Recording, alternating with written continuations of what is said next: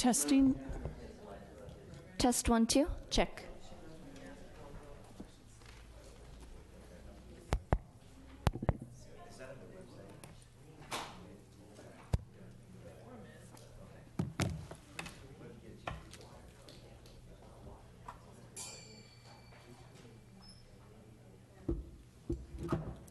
Check.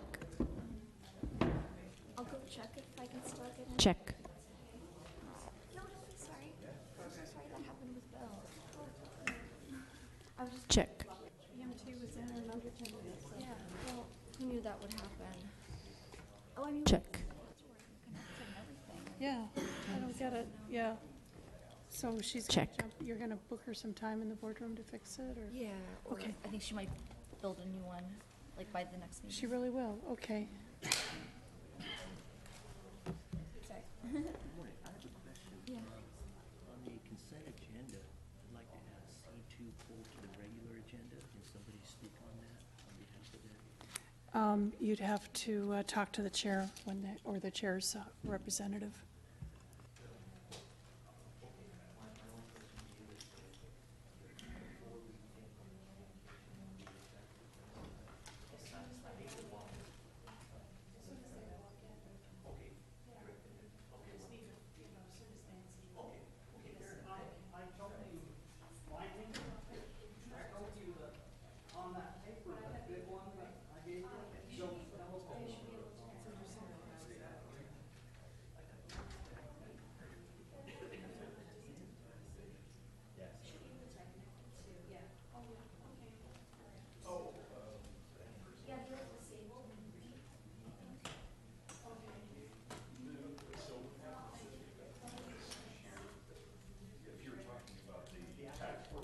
I put this in.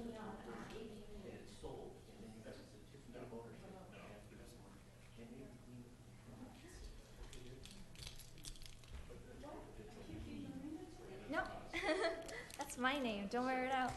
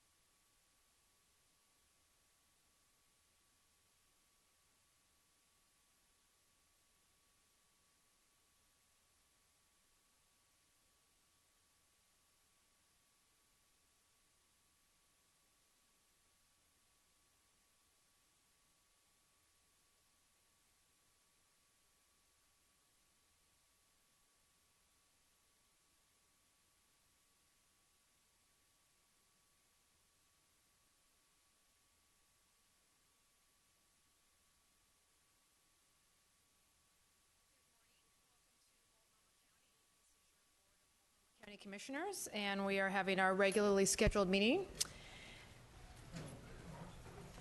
Chair, I would like to move item C2 from the consent agenda to the regular agenda. Great, thank you. So we will vote on the remaining items on the consent agenda, C1, C3, and C4. May I have a motion? So moved. Second? Commissioner Bailey moves, Commissioner McKeel seconds approval of the consent calendar. All in favor vote aye. Aye. The consent calendar is approved. Do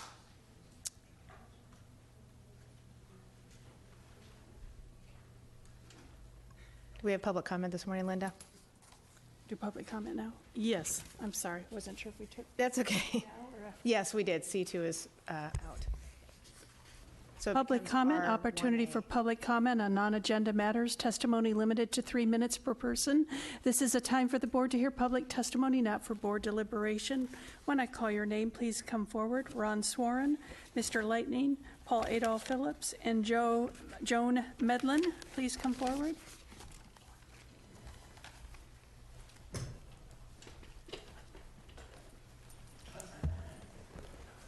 Good morning. Ron morning. Swarren, 1543 Southeast Umatilla. I probably missed it. Was there a discussion on the Wapato facility, the Bybee Lake facility? I saw something in the news that the county was going to be discussing that and uses for it. Maybe that wasn't this week. I don't know. We're having a hearing on shelters next week. Oh, okay. Next Thursday. Well, I would like to see our county facilities used better. I guess it's been common knowledge that that facility has been there for several years. Is that correct? So it's was constructed. I don't know what year. Does anybody know what year it was constructed? 2002. So it was constructed in 2002. It's been unused. Anyway, I would like to see our county funds spent better. I live in Selwood, right where the new Selwood Bridge is, and for $320 million, I kind of question how much that's benefiting our neighborhood. Tacoma Street is very overcrowded now.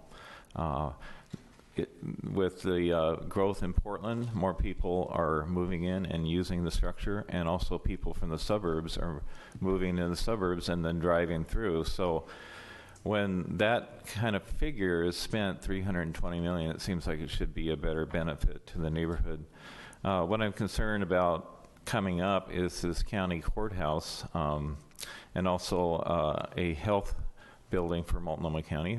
Between those, I think you're talking about $400 million. I would suggest why not buy this property diagonally over here that has the little hamburger restaurant on it, and you could have a building combining those two functions for quite a bit less, I would think. The site in downtown Portland is actually very close to the river. It's within about 100 yards of the maximum flood stage, and I know that's reclaimed land. Most of Southwest Portland near the water is, so it's generally regarded as being pretty unstable. So in concluding, I would say Multnomah County should really budget more carefully and look for sites that would be less costly to build the facilities on. Thank you. Thank you. Who would like to go next? Mr. Phillips? I'm Paul Phillips, and I spoke here last week. The subject is frail, and I'm sorry to hear about Dave Anderson. He was a public TV announcer that has died. The subject, as I'd said, is 100 million people with incurable diseases in the United States. Dave Anderson had died from pancreatic cancer, and I brought a paper from the Tribune. Of course, you've seen it. Deborah Kafori's right in the center there of the picture. And there's a lot of people that die in Multnomah County, but I think that I did such a terrible job that last week speaking about it that with the 100 million people with incurable diseases, pancreatic cancer and mental illness, and it's 1/3 of the United States population. Now they actually do have a CDC Surgeon General, and I'd expect for him to corroborate that the statements that I'm making, 1 in 3 people having an incurable disease, those are by medical professionals, and yet the medical professionals such as the Surgeon General should be putting out that kind of information to the doctors. And I'm sure everybody in this room wasn't aware of those kind of facts. People die from that stuff, the incurable diseases. They can't do anything about it. For instance, Christopher Adams, he died of pancreatic ulcers, or just ulcers, perforated ulcers, I believe is what it's at the top of the page there.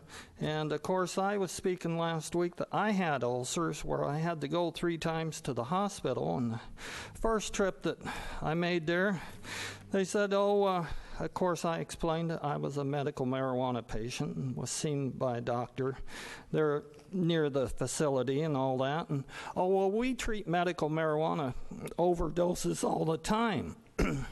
Well, that wasn't the case, of course. And the second time that I went there, within the week period, they were saying the same thing. And the third time, they actually said, "Are you feeling better than you were yesterday when you were in the emergency room?" And I go, "Hell no. You can put that out of your mind." And, well, gee, I guess we better find out what's wrong with you and treat it. Well, I'm living. He isn't. Thank you. Thank you. Good morning. I'm tired of hearing about the temporary fixes for homeless people and the citizen excuses that they stink, smoke, drink, do drugs, beg, and are, gasp, criminals. Would you mind stating your name for the record, please? Joan Medlin. Thank you. You can continue. Shocking news. Dwelling comfortably in some of the condos and houses of every town, city, community, and neighborhood are people who stink, smoke, drink, do drugs, beg, and gasp, criminals. Solution. Since charities can only help those residing in the downtown Portland area, it is time for the good citizens of the county to get off their whine, that's WHINE, and start helping the homeless. Number 1, start an organization. Number 2, set up a bank account to collect donations. Number 3, tear down the rat, mold, and dry rot infested squatters' dumps to build duplexes, triplexes that match the neighborhood decor. Number 4, seek out buildings to remodel. This is not large, destructive government housing covering acres of land and concentrating a major problem. This is small and easily controllable by the citizens of the area. My handout is for Portland, but what works for Portland can work for anywhere. The homeless are everywhere. Thank you. Thank you. Good morning. Good morning. My name is Lightning. I represent Lightning Watchdog PDX. At the City of Portland, again, referring to the foreclosures on the homes that they're utilizing nuisance liens to foreclose people's properties. They just passed an ordinance 1024 on the redemption process. It's when the foreclosure sale goes through, there is a new purchaser, they receive a certificate of purchase. They have not received the deed as of this time. The redemption period up to 12 months from that original person on the title is kind of a contingency of that sale. But where the city has come back is they want to allow the new purchaser to come in and do any type of work they want on the property within that 12 months redemption period. I again have stated to the City of Portland and Mayor Hales, I'm totally against what you're doing. This will create lawsuits for the city. And plain and simple, if you send in contractors of a person that does not have the deed on the property as this time, and you damage that property, and that original person on the title decides to redeem the property within the 12 months, somebody's going to be held liable for that property being damaged. It's very simple. They're going to point at the city. They're going to point at the purchaser. Again, I'm trying to limit liability to the city and to the taxpayers on this issue. And I think Mayor Hales needs to really look at this close, look at what Multnomah County is doing over here on the foreclosure process, and understand, I think Multnomah County has it right. You need to look what they're doing and understand what they're doing and limit the liability on this also, because those $100,000 worth of liens that you're trying to get to put in to your general fund account is going to be way outbalanced by the litigation that you're creating currently by not following the same model that Multnomah County has over here. Now, again, on the current agenda as of today, on the consent agenda, I pulled item C2. I think the approval of Intergovernmental Revenue Agreement 201746 with the Oregon State Marine Board for enforcement services related to the River Patrol Unit is such an important item. It should be on the regular agenda. We should have speakers come in here, speak on that item, and let the public hear what this item is about. So again, just for the public's general knowledge, you do have the right to pull a consent agenda item, put it on the regular agenda, so we will hear testimony about that item. And today, like I have stated, I have pulled C2 because I think it's very important to understand the funding that goes to the River Patrol Unit, understand how much individuals there are being paid. And as you know, I've been a person on behalf of Multnomah County to fight overtime, excessive overtime, and I feel we have made some great gains on that issue. Thank you. Thank you. And I just wanted to clarify something for the audience. It is a commissioner's decision to pull an item. We did so at your request, but the public is not just able to do that. You have to ask the commission to pull an item off the consent calendar. And I did do that. Right. Now, If I might be real fast, are you able to deny my right to do that? Yes, we are. Okay, I will check in on that policy. But obviously, we did not want to, so I just wanted to clarify. Okay, I will check that policy to understand the rights under the law at this time, what the state enforces. Thank you. Michelle McLaughlin, Jeff Woodward, Kevin Fitz, and Michael O'Callahan. Please come forward.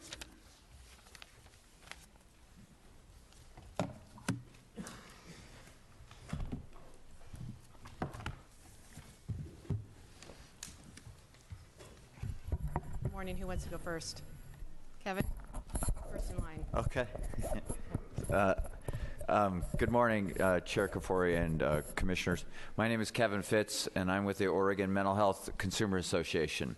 I have three things I want to talk about. One is I want to, and maybe it's a little bit premature, I just want to recognize the service that Commissioner Bailey in District 1 has given me, particularly the folks that we work with, the peers and consumers, particularly attentive to the voice of people with lived experience. I want to just give you a big kudos. You're quite a thoughtful and considerate individual. We're going to miss your presence on this council, and I hope to see you someday again in public service, because we need people like you. Secondly, I just want to urge you, I know it's a political issue, but I want to urge you to inform your departments to do significant education and outreach to the people who Multnomah County serves about the potential impact of a $1.2 billion budget hole that will affect people in poverty and individuals on Medicaid, receiving Medicaid and health services in Multnomah County if Measure 97 doesn't pass. I'm not saying, advocate for this or that, just to lay out the facts of what the fork in the road may or may not look like to get folks educated about the that issue. And thirdly, our organization has a mantra that we adopted called "Nothing About Us Without Us." And so, just to give you just a brief history, that started. They think it started in 1930s from Polish union strikers used this to say, "You don't make a decision about our wages and about our jobs without us at the table." And then, as best as we know, it was then adopted by the apartheid movement in South Africa in the late 70s by folks who were saying, you white Afrikaners don't make decisions about our health, about our housing, and about our benefits without us at the table. In the late 90s, the American Disability Movement adopted that idea that you bureaucrats, you politicians, you executive directors, you do not make decisions about policy and services that affect us without us being at the table at all levels of decisions made. So it's telling you that that's our mantra, nothing about us without us, is the idea of inclusion. You have actually a poster in the hallway out there that's about dignity and inclusion, which I think is fantastic. I'm just here to ask for your support. I know the application is already, I put my application in. I'd like to participate on the Home for Everyone Coordinating Coalition, and I know the application deadline's already been in. I submitted my application, but I know a few of you sit on the executive committee, and I just want to ask for your support in that process. I know they're in the process of making decisions about filling some seats. So thanks again, and best wishes to you, Commissioner Bailey. Thanks for hearing me today. Is my time up? 1 second. Oh, 1 second. Okay. You can smile. It's all good. Good morning. Good morning, Chair Kafori and Commissioners. My name is Jeff Woodward. I'm here on behalf of the Damascus Gate Foundation. I wanted to share with you, I think that like all of you commissioners, I never thought I would be homeless. And then my wife tragically committed suicide. And I was homeless on the streets of Portland for 18 months. And so when I speak to you of homelessness, it's a very personal and real thing to me. It's actually very simple to me as well. It's about life and death. I'm here with my partner, Michelle, and what we're trying to do is put together a vision so that we can use the Wapato facility to help our human family right now that is suffering so. Our vulnerable, our fragile amongst us in our community need help. And I don't need to tell any of you, you know better than all of us, of course, but most recently the Domicile Unknown report came out, and it showed that I think it was 87 homeless souls died last year. Recently, the state of emergency was extended, and I think that affords us an additional opportunity to, innovate, not look at how things have been done, but how we can move forward in the best interest of everyone. Winter is coming, as they say in Game of Thrones, and it's getting colder every night. And I hope that when you're considering how to move forward with the Wapato facility, that you'll know and understand that we only want to be one piece of the puzzle that brings all of us together as a community to serve those that need a hand up. We don't look at what we're trying to do as as an opportunity that will serve everyone. It's just an additional resource. It's an additional tool in the arsenal of trying to survive one more day on the streets. I think that's it. I'll defer to Michelle. Thank you. Thank you. Good morning. Good morning, and thank you for hearing us today. My name is Pastor Michelle McLaughlin, and I, too, am for Wapato turning it into not only a homeless shelter, but a place of hope, healing, and restoration, a place where our guests will come and not only receive a warm meal and a place to stay, but for those who are willing and wanting, a place where there will be addiction treatment services. As you know, there are 9 different loft areas within Wapato, and we plan to use each and every one of them for a specific need. As needs come in, such as men with addictions who are ready for treatment, we plan to have treatment available for them, and they will stay in one of the lofts. Women, battered women who come in, will have a whole loft area for battered women to meet their needs. We'll have a whole loft area for families, because one of the biggest and most heartbreaking issues I see out on, whether it's the Springwater Trail or living homeless amongst the streets, are these families with little kids. And we want them to have a safe, comfortable place to go. And so that's really an area that we'll also be focusing on. We look at the mission, like I said, is to offer people a chance for transformation, that they will walk out the door a different person as when they walked in. In regards to the location, we see the location being out and away from some of the services really is a positive thing, because we plan to bring in those social and public and private services to help meet the needs of people. We've already been in talks with different organizations, food banks through Holy Trinity Church, and several different nonprofit organizations who are willing and wanting to partner with us, as well as addiction recovery services that will be willing to come in and actually be located right there on the campus. As you know, it's a very large facility, and you guys, the county has done an amazing job of building it and maintaining it. And the beauty of this project is that it will cost the county no more money. We actually plan to take it off your hands, so the $500,000 a year that you guys use to maintain it, you'll no longer have to pay.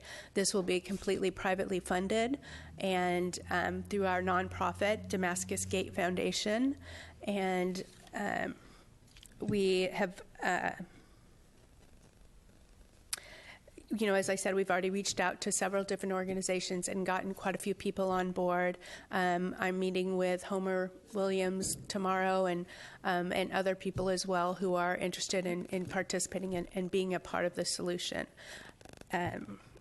This is really, I am a pastor, but I'm not doing this because I'm a pastor. I'm doing this because I'm a human being.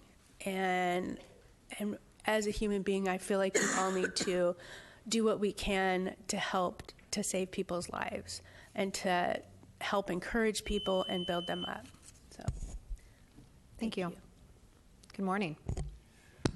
Good morning. Thank you. I'm Michael Callahan. I appreciate, every time I come to these and every time I come to city council meetings, everybody's talking about the homeless. Okay, it's a huge problem. It's not being solved. I'm sure you're aware of it, as the city is aware of it. Okay, I live on Springwater Trail Corridor, and I have been a recipient of the sweep. And since the sheriff's here, and I would like Multnomah County to know this, city attorney to know this, obviously there's been some kind of miscommunication by Anna Aiken, district court judge in Portland here. Quote, anti-camping and temporary structure ordinances against the homeless based on improper motives. I find that the plaintiffs sufficiently state an equal protection claim. The anti-camping ordinance is unconstitutional. Okay, it was declared unconstitutional in Multnomah County Court in 2008. The city chose to ignore it. Sheriff chose to ignore it. Now we have a federal court judge declaring it unconstitutional. Sheriff, please stop enforcing this law. It's not constitutional. Anyway, so my basic thing I mentioned to you last week and gave a copy of the plan. I call it VIP Villages in Portland, okay? And so you've got an idea of what I'm talking about. We need to think out of the box. This will cost nothing.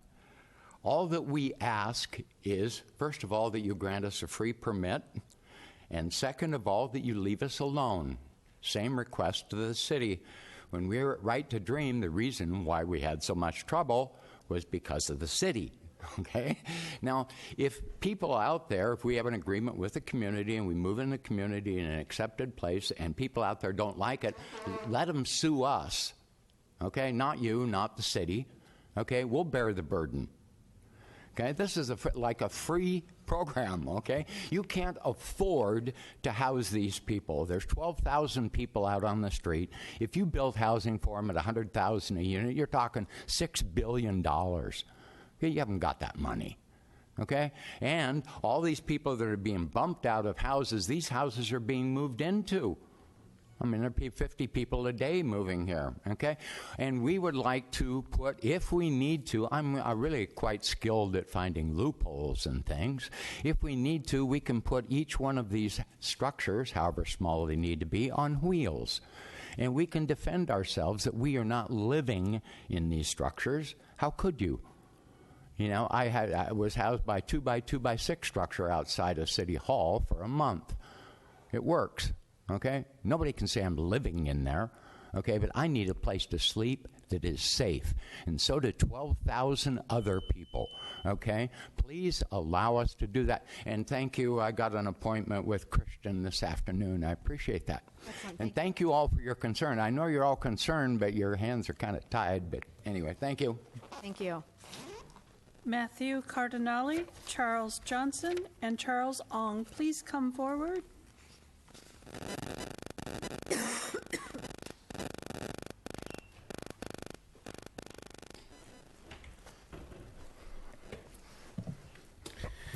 Hi, everybody. Good morning. First, I wanted to make sure you all saw my opinion piece in Street Roots newspaper, Multnomah County must go further to address housing crisis, in which I call for my two faves, rent control and affordable housing impact statements. Now, with respect to the Citizen Involvement Committee, it has been nearly 90 days since you all began your official delay on several appointments to the CIC, which is now down to 5 members, even as a November referendum would expand the powers of this office. I have demanded that you all take action on these stalled appointments and explain the ways in which your actions and inactions have undermined the independence of the CIC. The ordinance does not state how many days you get to decide, but if this were a zoning case, we would be getting into the range of a mandamus action. As you know, the guiding principles of statutory construction tell us to look at the plain language of any ordinance, and only when the plain language is insufficient, whether it's contradictory, vague, or leading to an absurd result, would we go beyond that. There's a great deal of concern regarding your all's purported reasons for the continued holdups. Now, Code Section 3.251 says the Office of Citizen Involvement shall, quote, communicate with various organizations to encourage a wide variety of volunteers. Brenda and Gary were doing that. Even I was doing that, so we can just check that one off.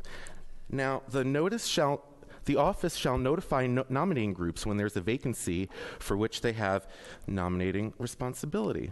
The ordinance does not state how that notification is to happen, how this responsibility is to come about. It does not say commissioners have a right to feel comfortable, that you all have a right to a list of nominating groups. It does not say it has to be on letterhead, or that it needs to be accompanied by a bio or a cover letter or an act of Congress. The flexibility and discretion over how to notify nominating groups is clearly with the office and the committee, who have the expertise to determine how to do appropriate outreach and how to really convince people to want to serve on this committee. So the office shall receive nominations, check, and the office shall forward the nominations to the board for appointment. Check, for appointment. What does for appointment mean, plainly? It does not mean for filibuster. It does not mean for picking and choosing for any substantive reason. You all know this analysis. You do this all the time. I have a nomination letter here for Sonny Walker from the New Song Community Church. CIC bylaws Article 2 state nominations come from, quote, community associations. Check. And if they prayed on this nomination, I'm going to pray for you if you pry into their matters of faith. I haven't received the other letters, but this one looks good to me. If you have questions or concerns about this or any letter, I think the defensible thing to do, state them, move on the ones that are impervious, but respond to the ones that you have issues instead of stalling like you're currently doing. Thank you. Thank you. Good morning. Good morning. I'm Charles Ong. Greetings. I am the author of a 2014 RFI proposal for repurposing Wapato Jail. I then suggested a replicable community college satellite program to cross-train vocational skills with domestic responsibilities. I toured the facilities and grounds last year thanks to an invitation from Suzanne Hayden and the Citizen Crime Commission. Many tours have been attended by local professional citizens, and most, I suspect, also departed in awe. My opinion is that any attempt to repurpose this magnificent property in hopes of providing transitional housing or shelter specifically to lessen individual crisis by providing 24-hour in-house support and services should be seriously considered. Each community has people who have no place of their own and little to do, who are every one a son or a daughter. Some soon become entrenched in despair, desperation, addiction, and self-loathing. Wapato, by any other name, could be home to so many people, and with so much building to care for, it would keep a lot of people busy. Willing, grateful people, each committing to learning and living and working together. Men and women dedicating mutual comfort through safety and shelter by respect for the co-occurring repercussions of catastrophe within any individual life. No raised voices. Many, many hundreds, even tens of thousands will benefit as those with high barriers to housing, people living on the sidewalks, in their cars, bushes, and couch surfing, find a safe and welcoming residential environment of inclusion with intent for personal improvement. It is about everyone taking time for patience while others get good at what they choose to practice. Every time, anything, everywhere continues with us perfectly through now, as always, fast or slow, conditions ebb and flow. Thank you. Thank you. Good morning. Good morning. Good morning, Commissioners. As you know, and for the record, my name is Charles Johnson, and I believe that the Eid al-Adha has just ended, but there's a very important spiritual message that I'm more familiar with in the Judeo-Christian tradition. Soon, myself and our Jewish neighbors will be saying al-Chet, which means the sin. And we'll be pounding our chest, a gesture similar to what the Roman Catholics do. And what we actually should be doing right here in this chamber, we should all be going, mea culpa, mea maxima culpa, because we are guilty of negligent homicide, 88 counts, collectively. The domicile unknown report is out. And obviously there are other deaths, tragic deaths that have happened around here. Young woman Fallon on Hawthorne. But right now, in solidarity with the many presentations that have been in these public comments, I want to again emphasize that just through neglect, partially through the decision to keep Wapato Jail and other public facilities inaccessible to homeless people, we have contributed to the deaths of the 88 people in the domicile unknown report. We need to correct our mistakes. There's just, as you can see, there's been a growing number of people coming to public comment, a larger number of people not understanding the explanations that have been put forth why Wapato is, where we have perpetuated the sin of Wapato Jail since 2002. That every day the function of the government in this area is to say, homeless people, stay outside and die. And we can say things like, oh no, we opened the 70-bed shelter for women, which when you look at the picture of it, the bunking looks exactly like the bunking in the dormitories at Wapato Jail. It looks like the bunking in the basement of TPI. I'm not exclusively attached to Wapato Jail. I think we can all do basic math here, and we know that if we take 500 at Wapato and Homer pulls off a miracle at Terminal 1, that we still haven't housed, sheltered, the language is even, we make the language complicated. We want people under roofs with reliable, safe places to sleep, and then we want to give them that housing first since the beginning of the 10-year plan for homelessness. We've known that housing first is the way to go, but we've not had the will to find the money. It's not that the money isn't there, because not so much on your part, but among the municipal governments around here, we're spending $200 million on reservoirs, over $100 million on the Portland building. Oh, I forgot the budget for the health department building, but you get the general gist. Good luck as you repurpose. Thanks. R1, budget Oh, I'm sorry, consent agenda item first. Great. Consent agenda number C2, approval of the Intergovernmental Revenue Agreement 2101746 with the Oregon State Marine Board for enforcement services related to the River Patrol Unit. So moved. Second. Commissioner Shiprock moves. Commissioner Bailey seconds approval of C2. Would you mind just giving us a brief synopsis of this item? Good morning, Chair Kafori and fellow commissioners. I'm Captain Travis Goldberg with the Multnomah County River Patrol. I am here this morning requesting the approval of IGA 201746 with the Oregon State Marine Board. The Oregon State Marine Board provides funding to the county to conduct enforcement activities as they're related to recreational boating on our waterways in Multnomah County.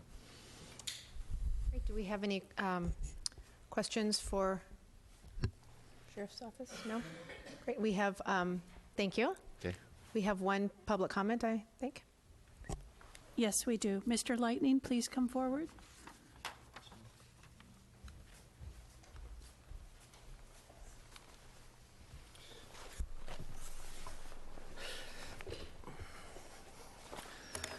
Yes, my name is Lightning. I represent Lightning Watchdog PDX.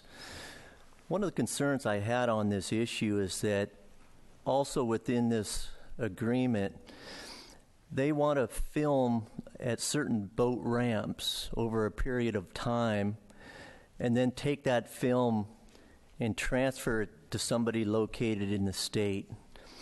One of the concerns I have on that is, what is their purpose for doing that? And I understand that it might be even tied in with Homeland Security, so I wanted to have a more clear understanding on that. Another issue I've had, again, is on any excessive overtime in the past. And as you know, when you're talking corrections officers, which they kind of pointed at, saying that it's more at the Multnomah County Jail, but you also have patrol officers, and if you look at the data and you cross-reference everything, they also had a tremendous amount of excessive overtime. And again, why I had this item pulled is I really want, and I think Multnomah County has done some great improvements on those issues, and I think you've taken it very serious, and you've made improvements. And so I will commend the commissioners and the chair on that issue, because a lot of people are a little bit nervous of standing up against the law enforcement community to do that, and it's a tough issue because you either hire more people, provide more employment, or you pay the limited few excessive overtime to where their salaries are exceeding $200,000+ a year sometimes. And again, I would rather provide more jobs through the community, more opportunities for people to buy homes and cars, have employment, and instead of just a limited few being paid excessive overtime. So I want this to be watched very close. And another issue I have is on the abandoned boats out on the river. As you know, some people refer to them as homeless. I don't refer to them as homeless. They're living on a boat. I refer to them as legal slips. They don't have a slip to be in because a lot of the local marinas might not take them. And I'm very familiar with that because I'm a person that used to accept people with drug addictions, mental illness, and various other ailments, and my business was shut down, point blank.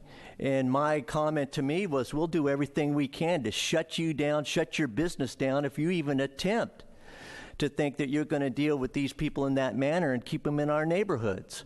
So now we're starting to see a change on that. We're seeing a real aggressive change. And that's what I think is really good. People are beginning to stand up for people with drug addictions, people with mental illness, senior citizens. That's the way it should be. They need to be in our neighborhoods. They need to be in our communities, and we need to understand and begin to work with them in a respectful manner, and they will return that respect to us. Thank you. Thank you. R1, budget modification MCSO 0117, increasing the general fund by $54,000 for Sorry, no, we have to Fairview. vote. We have to vote. I'm sorry. That's okay. It was out of our usual procedure, so. All those in favor of C2, vote aye. Aye. The IGA is adopted. I'm sorry. Oh, I don't. Let me try again. R1, budget modification MCSO 0117, increasing the general fund by $54,000 for Fairview Police Chief Services. So moved. Second. Commissioner McKeel moves, Commissioner Shiprock seconds approval of R1. We can do it again if you want, just for fun. Welcome. Good morning. Good morning, Chair Kafori and Commissioners. My name is Mike Reese. I'm the new Multnomah County Sheriff, and this is my first time in front of you in that role, and I'm honored to be here. With me is Captain Harry Smith, also with Multnomah County Sheriff's Office. We're here on a budget modification which appropriates $54,000 in revenue to the county in payment of policing services for the city of Fairview. In October of last year, their chief of police retired, and they asked the Multnomah County Sheriff's Office to supply an interim chief of police as they explore various options. Captain Smith has been in that role. The budget modification before you will provide additional police services in that capacity through February of 2017. Do we have questions or comments from the board? I do have one question. Thank you.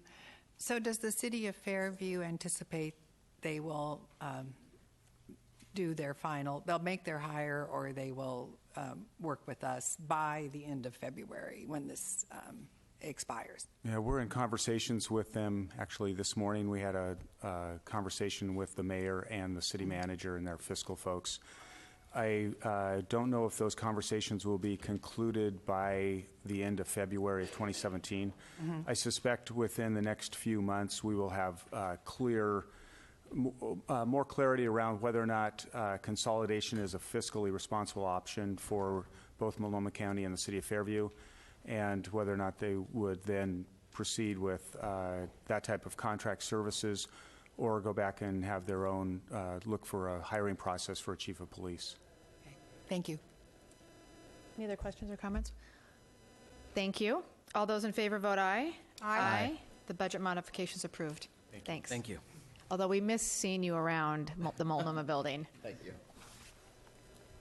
R2, board briefing on Johnson Creek Watershed Council. Thanks, Madam Chair. You've got the floor. Yeah, this is a delightful opportunity for me to go ahead and take your seat at the front. This is just a delightful opportunity for me to highlight some activity that happens in my district, partially in my district, partially in D1 and in D4. So, this impacts all of us in Multnomah County. And look who's here today.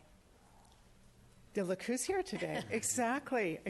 I'm playing to my audience, Madam Chair. I am so proud to support the work of the Johnson Creek Watershed Council and Daniel Hutchinson, their executive director. I'm sorry. Daniel Newberry. Daniel Newberry. Well, thank you. I stand corrected. I don't know who that other person is. He's not the executive director. But I'm proud to support your work. The creek extends for 26 miles from headwaters near Boring to its emptying point just south of the Selwood Bridge. It covers 54 square miles running through 5 cities and 2 counties. The watershed has witnessed significant residential and industrial development. Overlapping federal, state, county, and municipal oversight can make the task of watershed management challenging. The Council's existence is a testament to years of civic engagement through community discussions and multi-jurisdictional cooperation. Since its inception, the Council has engaged thousands of volunteers to install native plants and reforest the streamside. They've partnered with local schools to educate kids on the importance of environmental stewardship, and they've held numerous workshops and events throughout the year to promote knowledge of the watershed.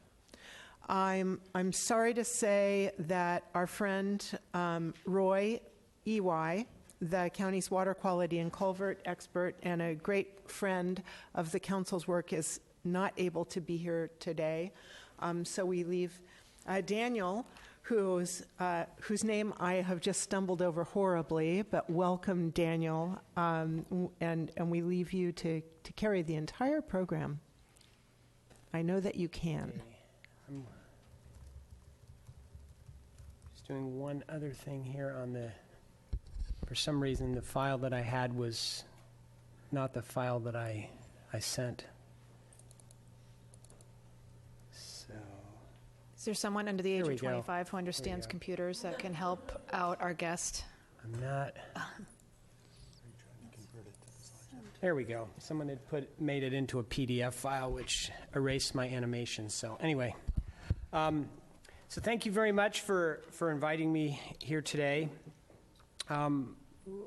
We do a lot of work with the community. Our mission is science-based restoration. As you know, Johnson Creek is the biggest creek through the east side of Portland and parts of Gresham. And the way we complete our mission is through community engagement. We had a record turnout last year in terms of volunteers. So I'd like to just briefly go through what we do as an organization. And then if there's any questions, we'll have some time there too. So last year, we just finished a 10-year action plan. And we focus on 6 areas in our action plan: people, fish, riparian forests, water quality, wildlife, and watershed science. And I'm going to briefly go over what we're doing in each of those areas and what we've done in the past year. So last year we had a record turnout. We had 1,425 volunteer signups last year for a total of 7,300 hours. We just have a little picture here. We had 5 people who each contributed over 100 hours of their own time in 1 year. And a lot of the work that we do is tree planting along the Springwater Trail, along Johnson Creek. Stream temperature is one of the biggest issues confronting Johnson Creek, so planting trees along the stream is certainly one of the big things we can do, and it's a great way to get people involved. We worked with 20 youth groups, mostly public schools last year. Great opportunity to combine environmental education with actually getting some work done that helps the environment. We had an AmeriCorps crew that came in for a few months, and that was a big help to us. We also work with a lot of college interns from Portland State University, Mount Hood Community College, and some of the other groups here. So I would like to talk about a project having to do with improving fish passage. Johnson Creek is one of the few urban streams in the Northwest that actually has salmon spawning in the stream. And we are working with Multnomah County and several other organizations right now to take out all the fish passage barriers in one of the tributaries to Johnson Creek, the North Fork Johnson Creek. We found through some work that Roy EY of Multnomah County Road Services did a few years ago that there's great habitat there. It's just that there are a lot of culverts blocking it. So we were able to leverage quite a bit of money from several organizations, about $800,000. And by taking out all the culverts at once, it's a great way to get a lot of funders interested. And the first work on that has been done this year. Next summer, the council is planning to manage fixing fish passage at 3 of these culverts. So riparian forest streamside forest is a big thing that we do every year. We planted over 15,000 trees and shrubs. By planting trees, you decrease the solar insulation, and you help to cool down streams, because that's one of the biggest water quality problems in the area here. So just some of the numbers. We had quite a few properties, and the Springwater Trail is a big part of what we do, because as you probably know, the Springwater Trail parallels Johnson Creek for about 20 miles. And here's just an example of one of the properties. This kind of gives you an idea of before and after. Blackberries are a big bane. That looks, existence. I can just feel the scratches on my arms. Yeah. Looking at that picture. Yeah, and the thing about blackberries is they prevent the native plants and the trees from growing up because they grow so fast. So this is an example of one of the properties we worked on. We have a brand new project we're in the process of designing right now in unincorporated Multnomah County. It's on the property of Centennial School District. Unfortunately, their bond measure went down recently, and this was the property they're planning to build a new middle school on. When they get the funding.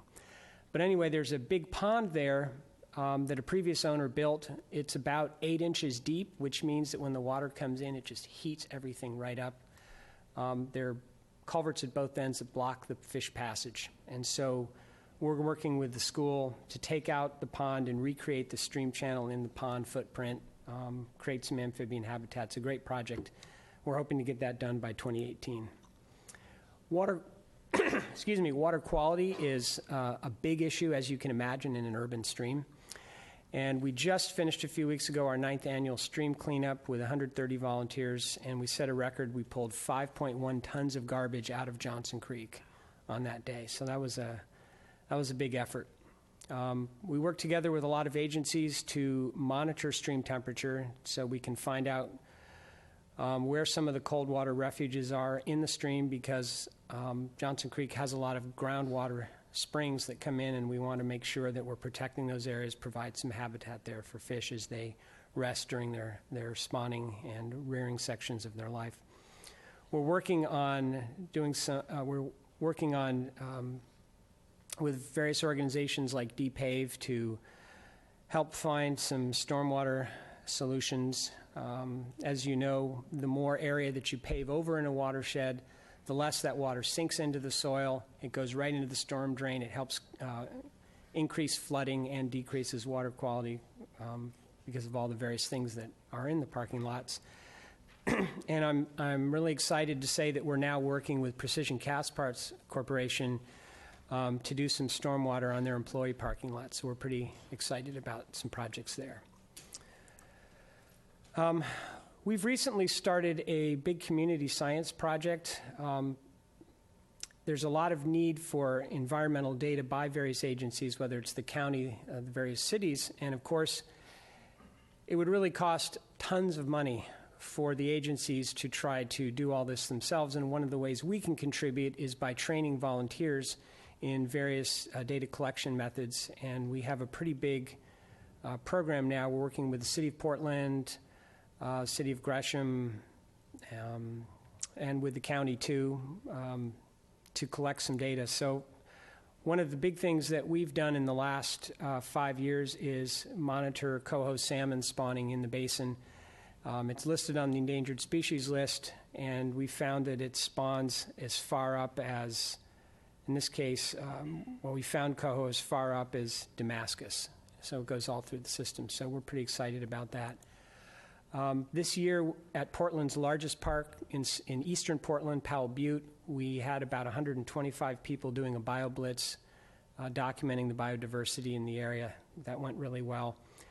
And currently we're working on documenting beaver activity in the watershed, because it's important for the different agencies, especially like Metro, who are doing some work to find out where the beaver are so you can work around them and so there's less conflict. Because I think a lot of people don't realize how many beaver that we have in the Johnson Creek system, all the way down in inner southeast Portland, all the way out through Boring, and we're trying to work with them instead of against them.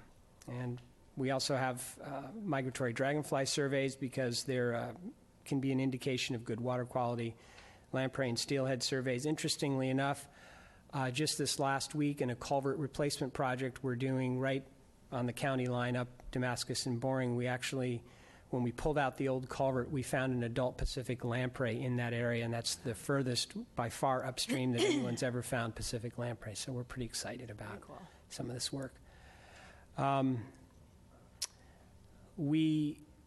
of the projects that we cut the ribbon on last summer was a new interpretive area at the Tacoma station of the new Orange Line. And there's a stream restoration project we had done there a few years ago, and this is an opportunity for people to see this. And there are several, there are 5 of these interpretive signs there. So this was the ribbon cutting. And finally, we're science-based, and so watershed science is a big part of what we do. Multnomah County is one of the participating organizations on our interjurisdictional committee. I think one of the reasons all of the agencies and our council is able to do so much is that we work together really, really closely. We meet once a month, and every year we do a macroinvertebrate monitoring survey. Several times a year we have our science talks at pubs around the area to disseminate scientific information. Last night we had one of them, and it was all about amphibians. One of the results of our BioBlitz is, for the first time ever in a Portland park, an Oregon slender salamander was discovered during our BioBlitz. So we're pretty excited about that. That is it. I did want to just mention something to the commissioners and also to the people in the audience.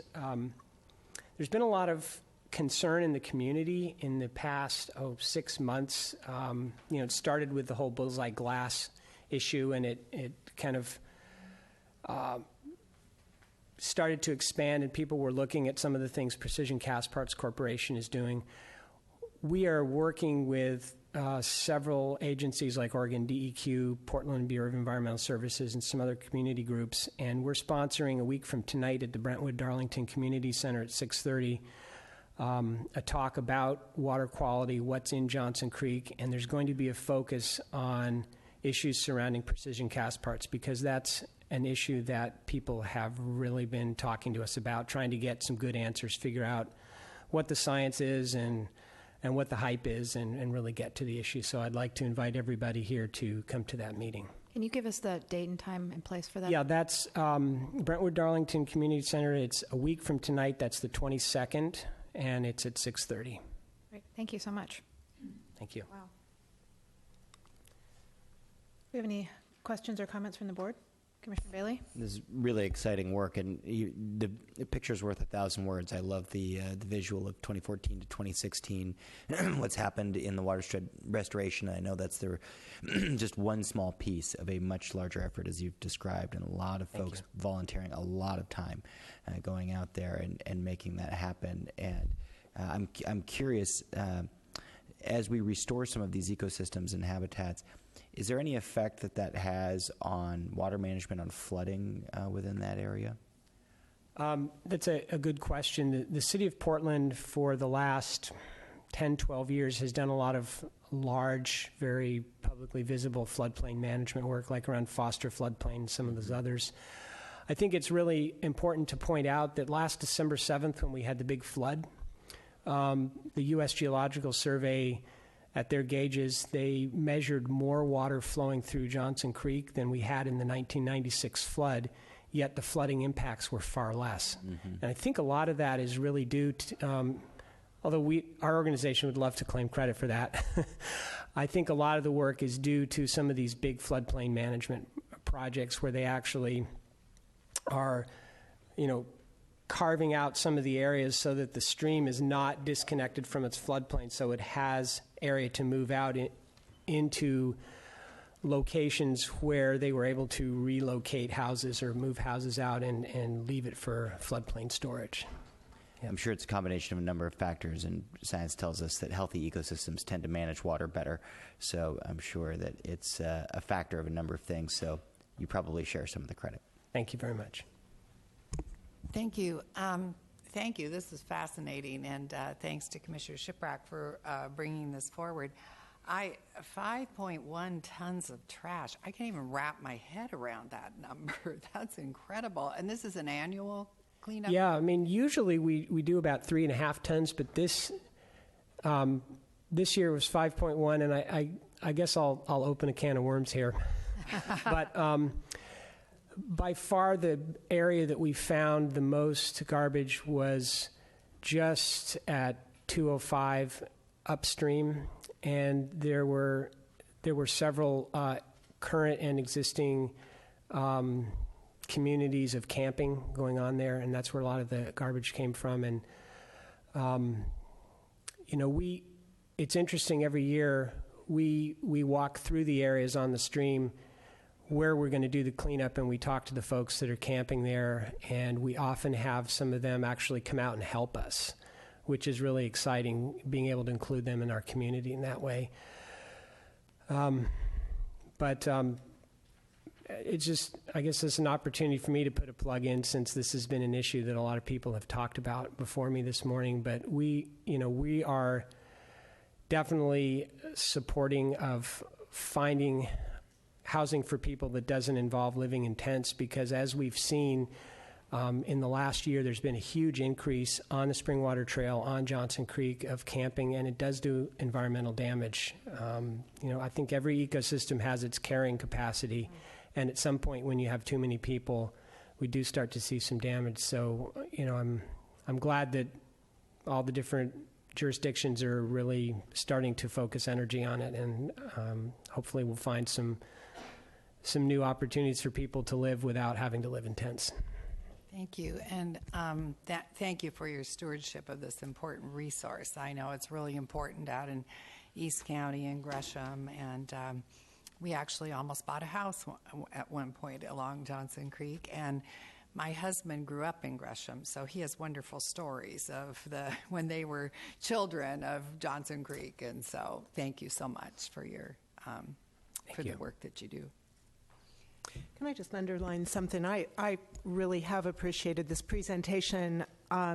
It seems such a heartland for an urban area to have this tremendous natural asset that runs through it, and that had been for some time really unappreciated or underappreciated. And I think that that of the protection and enhancement of Johnson Creek as a watershed, as a movement that is within sort of a recognizable timeline, is really hopeful, it's encouraging.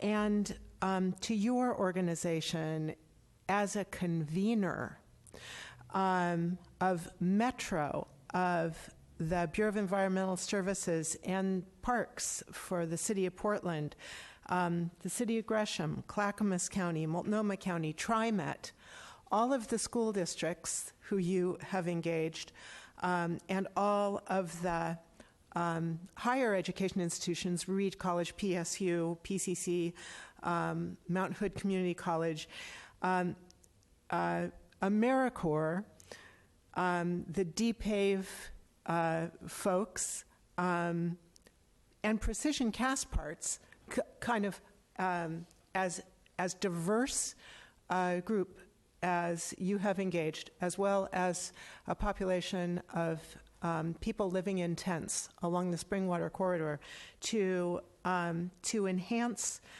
this watershed, and that it brings out something as magical and mysterious and life-sustaining, historic and cultural to the Pacific Northwest as the salmon is just phenomenal. And so thank you for being here. I think we all appreciate what it is that you're doing, and I hope that you take back that message, that we really appreciate what you're doing in all of these ways, that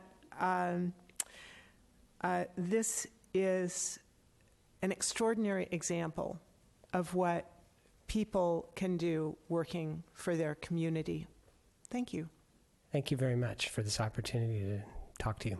Thank you. And I think Commissioner Shipwreck really summed it up nicely, so I don't need to repeat, especially all of the list of the collaboration efforts. But truly is amazing when you think about all that's going on in our community, that being able to relate and attach to all those different organizations. I mean, even just being between two counties might be enough to deter people, but you've got all the added levels of bureaucracy, and that you're able to really relate to people and get folks out there. I mean, just the pictures that we saw of blackberries and trash. I mean, that's not a lot of not a choice people would like to, a lot of people would like to make on the weekends, is to go out and help. So I commend you for your work. You've done a really amazing job, and I appreciate you coming this morning.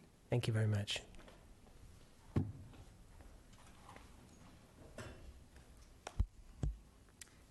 R3, resolution approving the purchase of the real property located at 16141 East Burnside Street, Gresham, Oregon. So moved. Second. Commissioner McKeel moves. Commissioner Shiprack seconds approval of R3. Good morning. Good morning. Chair Kafuri and Commissioners, I'm Ken Elliott from the County Attorney's Office. I'm here this morning with Mark Jolan, Director of A Home for Everyone, and we have a resolution for the board's consideration which would approve the purchase of this property for use as the Gresham Women's Shelter. It is strategically located at 16141 East Burnside in Gresham, a mid-county location with lots of need for homeless services. The board's action today would authorize the chair to execute all documents needed to close the purchase, which will take place at some time between now and June 20th of 2018. The reason for the extended pre-closing timeline is that the seller will be searching for a 1031 exchange replacement property. So this additional time is to allow the seller to locate that exchange property. In the meantime, the county is leasing the building and has already done some renovations and intends to open the shelter in the very near future. It would serve a 90-bed facility for women's sheltering 24 hours a day, 7 days a week. Would also provide beds that are dedicated to emergency domestic violence placements. The lease payments between now and the closing date will be credited toward the purchase price, and the funds have already been made available from the MERS settlement last fall and were authorized by the board as part of a budget modification that you adopted back in March. It's a good property for renovation. The purchase price was negotiated within the range of values that the county appraisers concluded were fair for that location and the state of the facility. So if there are other questions for Mark on the details of the program, we'd be happy to try to answer those. Did you have something to say, or are you just... Only very briefly, I guess. Good morning, Chair and Commissioners. Thank you for having me here. I'm the Director of Home for Everyone in the Joint Office of Homeless Services. Just context, I think and we've heard a lot today about the really desperate need in our community for safe sleeping options for people who right now don't have them. We know from the last street count that there were 500 unsheltered adult women sleeping outside on one night in Multnomah County. We also know that at least 45% of those women experienced domestic violence and the trauma of domestic violence. So this shelter really is an opportunity to address some of that need, not all of it, and we have work to do, certainly, but adding 90 beds of shelter close to transportation in an area where there is demonstrated need, and being able to partner with the domestic violence system. This isn't a secret site facility in the traditional domestic violence sense, but it will be a facility where we have in-reach services from the domestic violence service providers to work with the women in addition to other types of services brought on site. There will also be a referral mechanism from the Gateway Center, which is the drop-in, walk-in facility for people seeking domestic violence services. The operator will be Human Solutions, one of the providers in our community that runs shelter very successfully.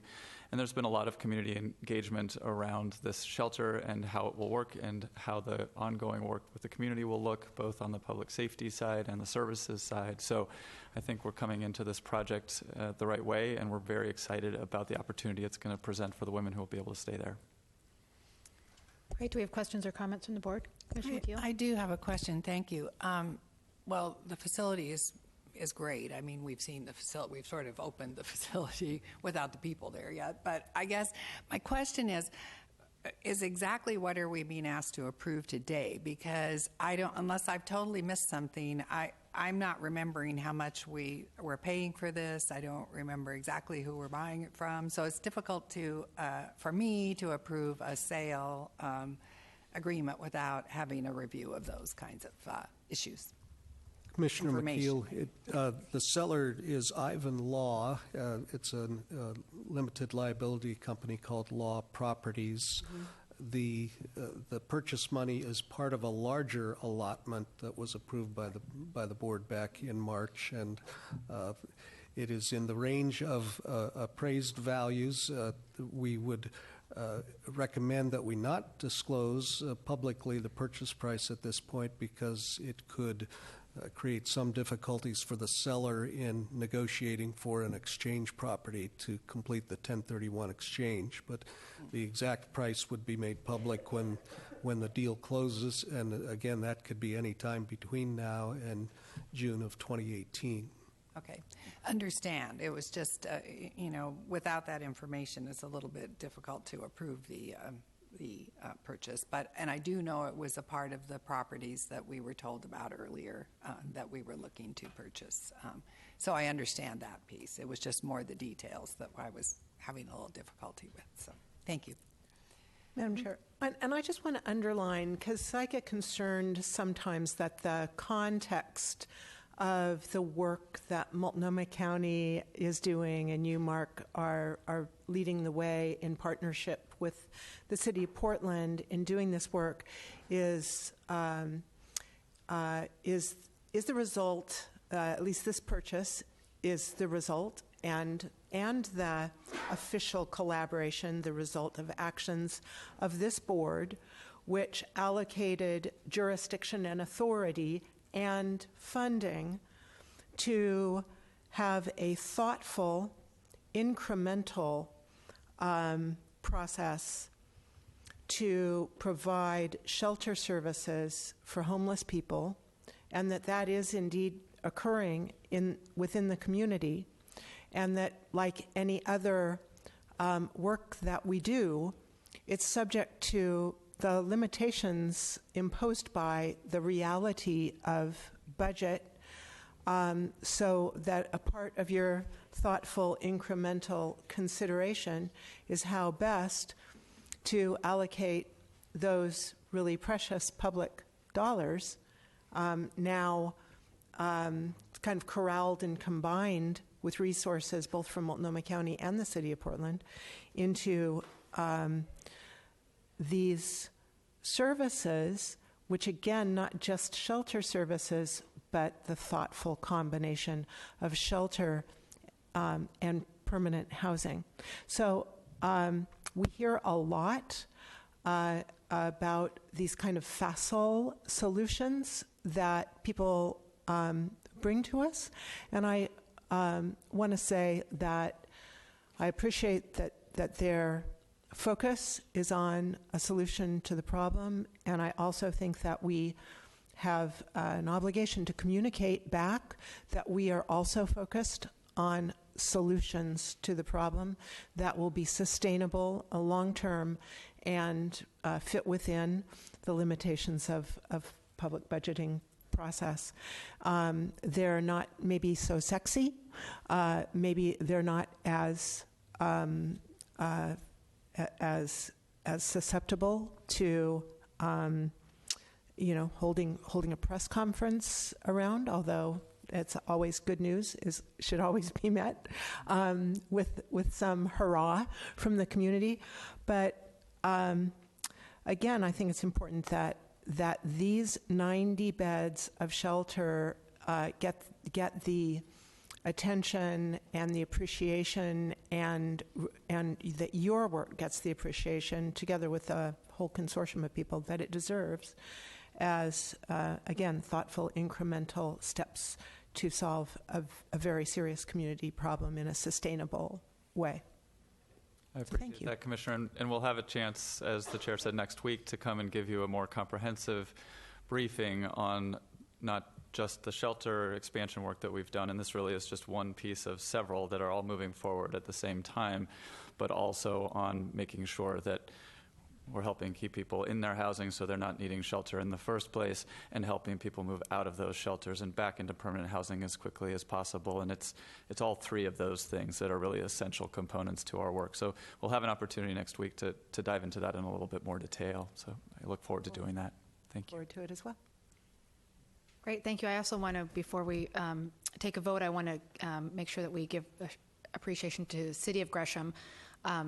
They have been really strong partners in this shelter, and were helping us to fast-track permits and to get things moving in a way that we could open this quickly, knowing the urgent need in our community. And was really happy last week at the opening, the soft opening with Commissioner McKeel and with several members of the Gresham City Council, including the mayor, coming, showing their support for this, which I do believe is really part of our Home for Everyone joint effort. It's working.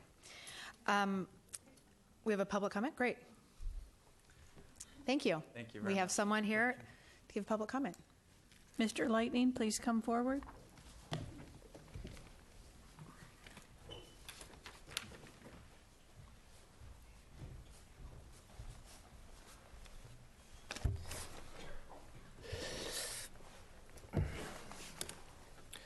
Yes, my name is Lightning. I represent Lightning Watchdog PDX.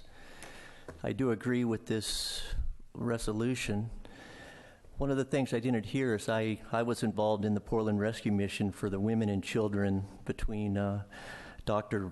Velma Hornstein and Reverend Ronnie Morris, and worked with them to put that facility together many years ago. But I didn't hear any emphasis here on women and children. So I didn't hear anything about children, and I always have a concern about that, where the women are allowed to have their children in a facility, feel protected. And I didn't hear anything about the children, so that is a concern to me, and I'll leave it at that. Another issue I have is that, subject to the 1031 exchange, what happens if they don't find their property? I assume you'll just extend the lease. Okay, we'll leave it at that. Another issue I have in a public forum is to say that you can't give the purchase price based upon it will jeopardize their 1031 exchange.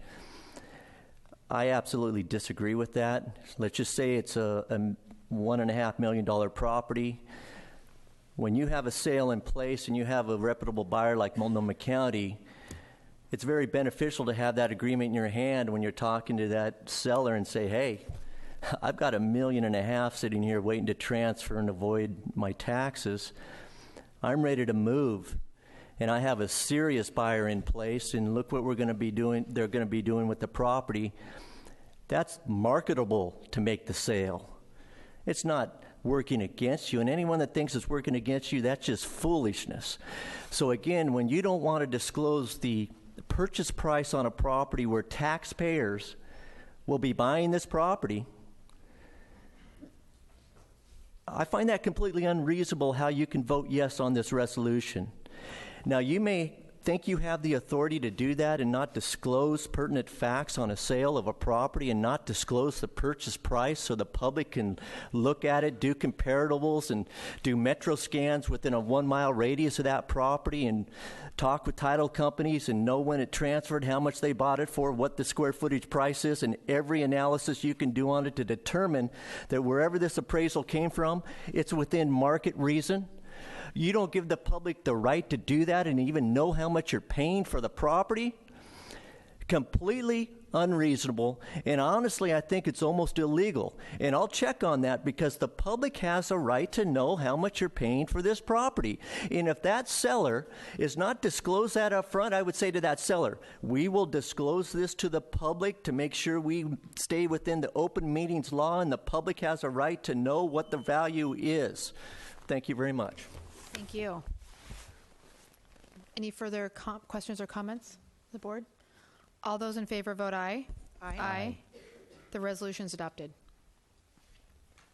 R4, board briefing on corrections health contingency funding to follow up on fiscal year 2017 budget note number 7.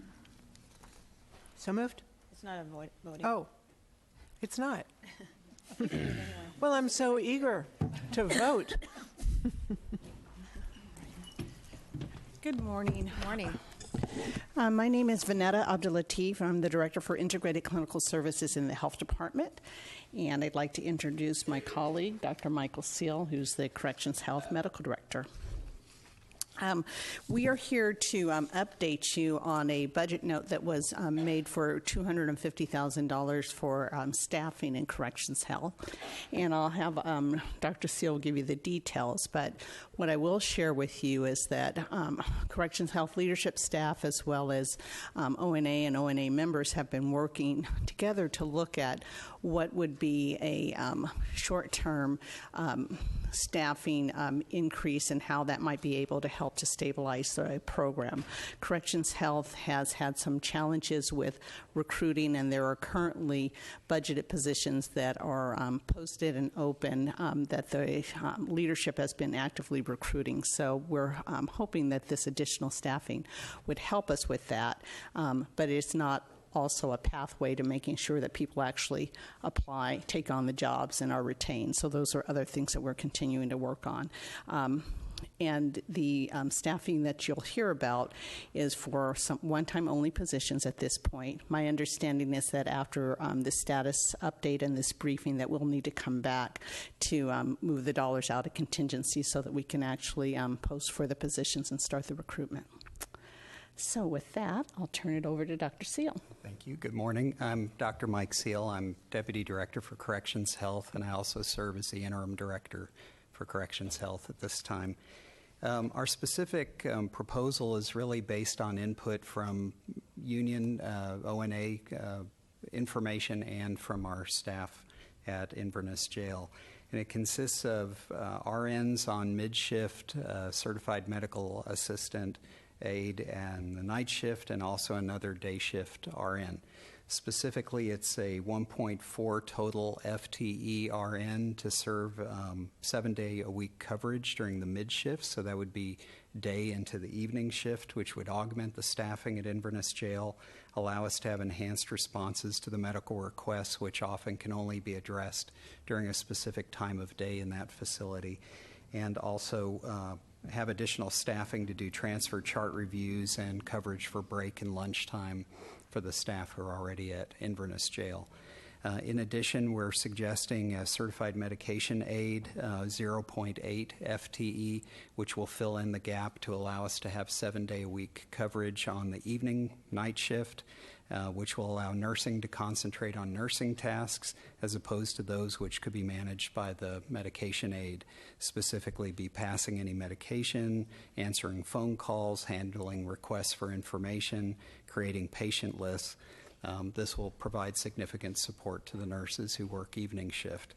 And then finally, given that the proposal is being made somewhat into the fiscal year to more fully utilize the funding that might be available, a more robust staffing proposal was considered to add an additional RN 0.6 FTE during day shift, which will allow utilization of that nurse as a resource nurse to fill in a variety of needs, which would include some of our essential mandatory functions as performing a 14-day health assessment on all detainees who are in Inverness Jail.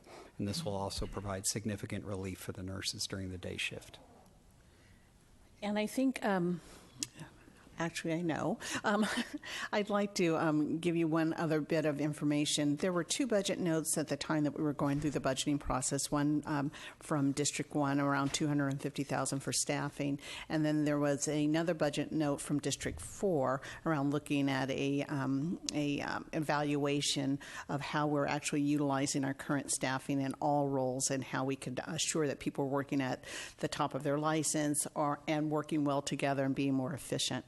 So we have, the department has moved forward in getting an RFP out to identify a person with expertise in corrections health, delivery and staffing and quality and safety. And we've been evaluating, the corrections health leadership team have been evaluating those applicants. We had 2 qualified applicants, and they're narrowing down between those 2. And I think we're close to identifying someone that we can bring on board to help us work through this, and so that we'll be prepared prior to developing our budget if there are recommendations that come from them about what we may do differently or what we need to do more of or less of based on their evaluation. And if I could add to that, one of the focus points for that evaluation is to look at staff morale and satisfaction. They would look at our staffing plan, the duties of the staff, our workflows, and spend significant amount of time on site so they could actually observe our process. Mm-hmm. So I think that's all we have for you. Questions or comments? I have a question about recruitment, and because I understand that recruitment is kind of a focus challenge, and I'm just curious if you think that it is a challenge because of the particular conditions, working conditions of being in a jail facility, and if this is augmented in difficulty by part-time, by seeking part-time RNs to fill those positions, which must have, I know, has an impact on their, wage. So can you talk about that balance, or is that, or am I just going back and asking the questions that you want to hire a specialist to come in and do some analysis for us about? Well, a little of each, actually. So we hope the specialists do address that issue, part-time versus full-time. But many of our employees are really looking for part-time positions. So our hope would be that these positions would be attractive to the nurses who would be looking at our working inside the jails. And I've got one thing I'd like to add to it. I agree with that it's multifactorial, and I think that part-time may be helpful for some people. I think that the working conditions in the jail it's a difficult job, and it's very high stress, and it is in that whole setting you have to be wired a certain way to be successful in that setting. So I think we're looking for special people. And the other thing that I would lay on is that it's not just nurses. We have all kinds of professionals that are delivering health care, and recruiting health care people, including managers and supervisors, is increasingly challenging. And I don't know if this is an aging issue or if it's a matter of the industry, but it is challenging, more so in corrections because of the setting, but there's also challenges in finding really qualified people that are committed, and you have them doing the things you need them to do. It's industry-wide. Chair. First of all, thank you for responding to the budget note in a timely fashion. Appreciate you jumping on this and the thoroughness with which you've done it, and for including stakeholders in your analysis as well. I think that's incredibly important. I would imagine, sort of bridging off of Commissioner Shiprack's point, that perhaps there might even be a positive feedback loop here in this proposal with regards to recruitment, in that I would imagine that you said that the reasons are multifactorial, that you might have difficulty in recruiting, that one of those factors might be that people often are looking for work where they get to focus on the primary reason why they enjoy doing that work and being nurses. And when you have staffing shortages and they are taking on other roles or too many roles or doing things that distract from being able to do their core job and the reason they love doing their job, that it might make recruitment difficult when there are lots of other potential positions out there they could go after. So my hope is that as you engage in this analysis and as we move forward on this, that perhaps we'll see a positive feedback loop and addressing some of those staffing and workforce shortages that would allow for a work environment that would be an even better recruitment tool than we already have. So I'm excited about that, particularly on the CMA 0.8. And so if I'm getting this right, we're doing a 0.6 FTE RN mid-shift, 0.8 RN FTE mid-shift, a CMA 0.8 FTE night shift, and a 0.6 FTE day shift RN. Is that correct? That's correct. In addition to coming up with this plan and the analysis that's going to include morale as well. Am I understanding that correctly? Yes. That's excellent. I appreciate you working on this. I have a comment that's just irresistible, and it's this kind of Commissioner Bailey and I are having a conversation, acting like we're talking to you, but really talking to you, as well as to Commissioner Bailey. I just want to say that there is, I think, a very important tie here to the public safety system itself, and I don't want to lose that while we're talking about this from a healthcare perspective. But the alignment between healthcare and the public safety system is something that is moving in a very positive direction at this time, and I just want to point out what is probably obvious in the margin and is moving from the margin to direct front and center. And that is that if we are having trouble finding very highly trained, very community-oriented, mission-directed professionals to work in the jail environment, how is it that we are expecting people who are suffering from mental illness, who are drug addicted, who very often have chronic physical health conditions, who, in other words, are sick people, how is it that we're expecting them to come out of this environment and be rehabilitated or more healthy than when they entered? And maybe we should be rethinking a number of things together with this process that we're going to be engaging in with your consultant. And I really welcome that process, and I think that it drives towards enhanced public safety as well as more efficient delivery of both the justice system mission direction as well as the healthcare system mission direction. So I appreciate your work. Chair, thank you. I want to thank you for addressing both budget notes that we had here, and I'm looking forward to seeing what your analysis finds. I think it's going to be very helpful for us in looking at the system, and it will be helpful for the next commissioners in the next budget cycle. So thank you very much. Thank you. Thanks. Do you have a question or comment? I'll just say I'm looking forward to the next part of the process and getting the funds released. Great. As are we. Gosh, I'm just realizing so many swan songs when I'm looking here when you said the next budget process, and there's lots of different people in the chairs. Wow. Thank you. Thank you. Thank you. Thanks for coming. R5, proclamation proclaiming September 12th through September 16th, 2016 as Minority Enterprise Development Week in Multnomah County, Oregon. So moved. Second. Commissioner Bailey moves. Commissioner Shiprock seconds approval of R5. Good morning. I just want to give a little spiel before you start and say that we all know, but it's not. It's still important for us to be reminded that small businesses account for 95% of all the business in Multnomah County. It's pretty amazing.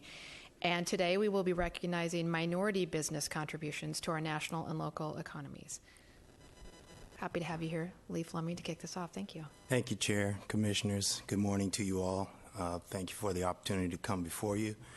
As the Chair has already indicated, we're here to request the Board proclaim this week of September 12th through 16th as Minority Enterprise Development Week, or MedWeek for short, in Multnomah County, Oregon. Ever since President Reagan's original proclamation in 1983, U.S. presidents have proclaimed a National MedWeek observance to recognize the outstanding contributions and achievements of minority-owned businesses and their impact on the national as well as local economies. Across the country, various municipalities and metropolitan areas will hold events in conjunction with the national observance to celebrate and honor minority-owned businesses.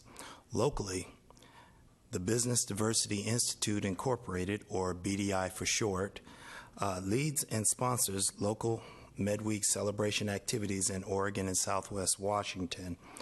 BDI is a 501c3 organization committed to supporting the growth of minority and women-owned businesses through education, training, and resource alignment. This is accomplished through such programs as their monthly breakthrough breakfasts, newsletters, biennial leadership recharge events. BDI is also committed to strengthening the skills and collaboration of business equity and diversity professionals, such as myself, throughout private industry and public service at all levels. This is accomplished through the quarterly diversity practitioner summits. And through these summit meetings, practitioners come together to discuss issues, laws, develop processes, and review best practices and training to better support and positively impact our small business community, helping them to build capacity and economic stability through private and public contracting. Multnomah County has become the recognized home of the various monthly and quarterly BDI events, demonstrating our leadership and commitment to supporting our local and regional business community. The theme of this year's MedWeek celebration is the power of ownership. The celebration kicked off on Tuesday with a special edition of the Breakthrough Breakfast with Mr. Bob Morrison of Rock Creek Wealth Management talking to a group of more than 30 business owners about what it would look like to build wealth through savvy financial planning.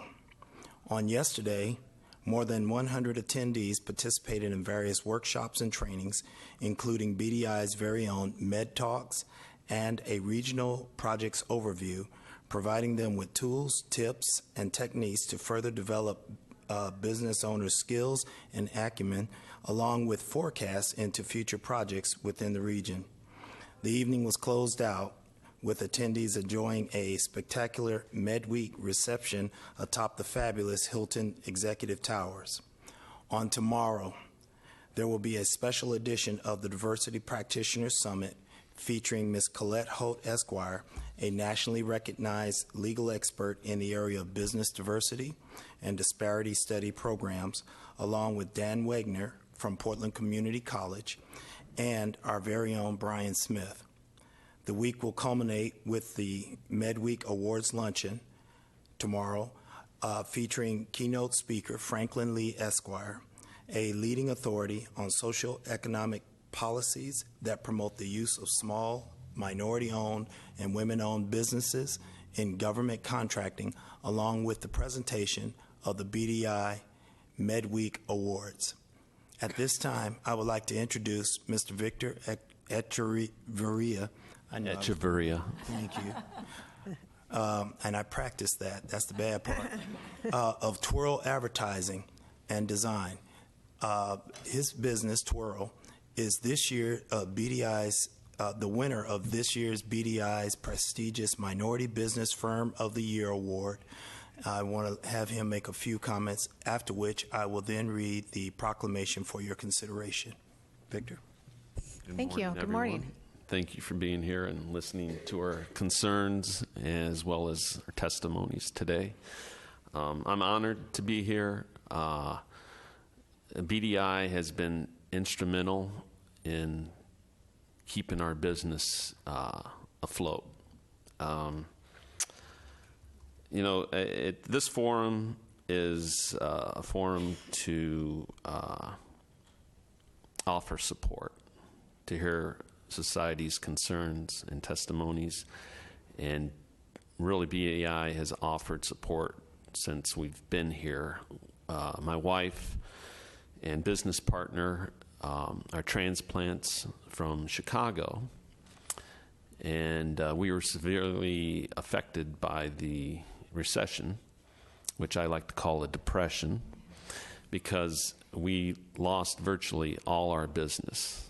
And a lot of our clients were from Chicago. We were hoping that they'd support us until we got situated here. But we had the rug thrown out from under us, and BDI was there to offer that support when we needed it at most. And they were the first organization that we had become members of and participated in meetings, volunteering, and whatnot. And we've just had a wonderful experience with them. They've really been there. The people that are on the board have offered so much support, guidance, introduced us to a variety of people around town, made us feel welcomed, and we return that kindness through a variety of efforts, including participating in the like BDI breakfast, which is like a training forum. We've been presenters. We've also been participants, and a great platform to network and just to meet like-minded businesses out there. And we are a woman-owned minority business, and we've just really, we need support like organizations that BDI offers. But that's essentially what I wanted to come here and say. And we're inspired and motivated to give back as well from the support we received. So I think Great. That's it. Thank you. So, read the proclamation. With that, I'll read the proclamation. Proclaiming the week of September 12th through September 16th, 2016 as Minority Enterprise Development Week in Multnomah County. The Multnomah County Board of Commissioners finds Multnomah County's growth and prosperity depends on the full participation of all residents at every level of our economy. Each year, minority entrepreneurs return valuable resources to our community in the form of taxes, wages, and employment for thousands of workers. Minority entrepreneurs are an indispensable force in our economy. More minority-owned businesses than ever before, providing innovations, products, and services across Multnomah County. Small businesses account for 95% of all businesses in Multnomah County, many of whom are minority-owned. Minority entrepreneurs serve as leaders, mentors, teachers, and models for our youth who are business and civic leaders for tomorrow. Recognizing the contributions that minority enterprises make to the social and economic fabric of our county, we will continue to remove any barriers that prevent talented men and women of every racial and ethnic background from participating fully in Multnomah County's economy. Multnomah County celebrates the achievements and accomplishments of minority business owners. We are delighted to pay them tribute for their contributions on behalf of Multnomah County's economic growth. The Multnomah County Board of Commissioners proclaims September 12th through September 16th, 2016 as Minority Enterprise Development Week in Multnomah County, Oregon, to thank all minority business owners for your contributions to the county and to show our continuing commitment to the promotion of minority business opportunities. Great. Do we have questions or comments from the board? Commissioner McKeel? Yes. Thank you. Thank you so much for being here, and thank you for sharing your story with us.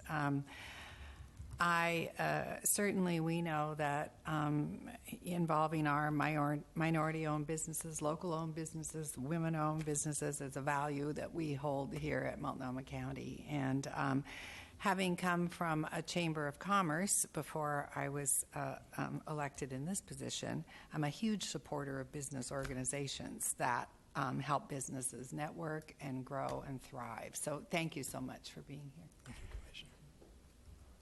Great. I just want to thank you as well and say congratulations on winning this prestigious award.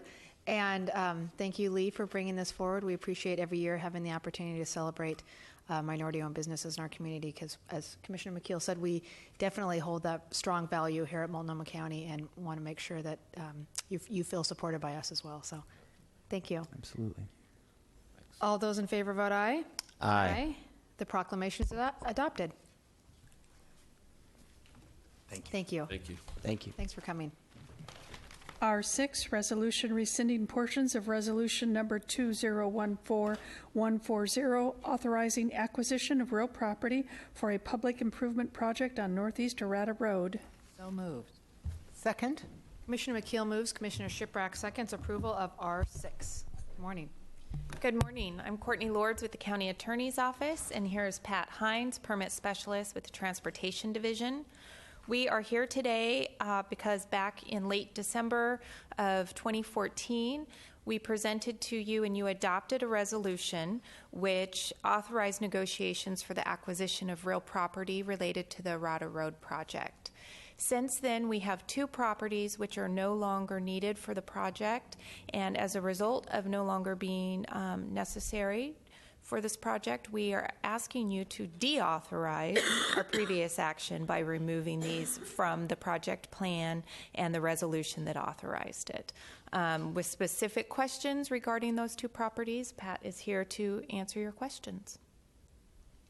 Good morning. On one of the parcels that's identified as parcel 23 of resolution 2014-140, we were essentially unable to negotiate a settlement with the property owner.